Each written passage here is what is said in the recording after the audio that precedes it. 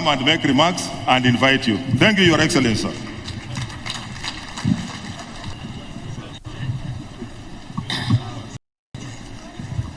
Your Excellency, the President of the Republic of Kenya and Commander-in-Chief of our Defense Forces, Dr. William Ruto, Your Excellency, the First Lady, Mama Rachel Ruto, and college mate Kenneth Makelo Lusaka, aka Babawini, the short man from Kamkuya, Cabinet Secretaries present, the Prime Cabinet Secretary, the Honorable Musalia Mudavadi, the Speakers of the two Houses, the Chief of Defense Forces, and the Service Commanders, the people of Goma, hamjambo. Bungoma hoi. Bungoma hoi. Watu wa Mlebe hamjambo. Your Excellency, I'll be very brief because my role in this great county of Bungoma, in the heart of Mlembe Nation, is to usher you to talk to the people of Kenya.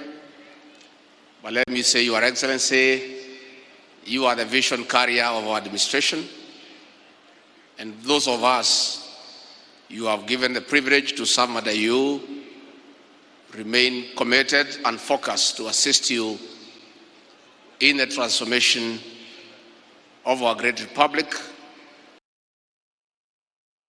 so that the people of Kenya have better lives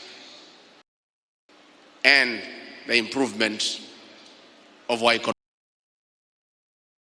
economic fortunes.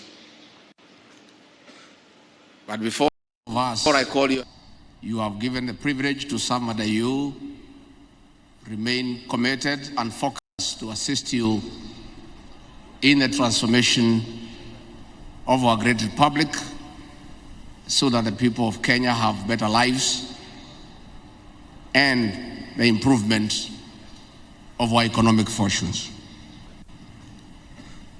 But before I call Your Excellency, you allow me 10 seconds to digress just a little bit. Before the advent of Manchester United and Arsenal, we used to have a great contest in the 80s and the 90s between Gor Mahia and AFC Leopards. During that time, I was a keen fan of football. I was and remain a great supporter and fan of AFC Leopards. With those few remarks, please be upstanding and help me to usher in the President of the Republic of Kenya, President William Ruto. Mr. President.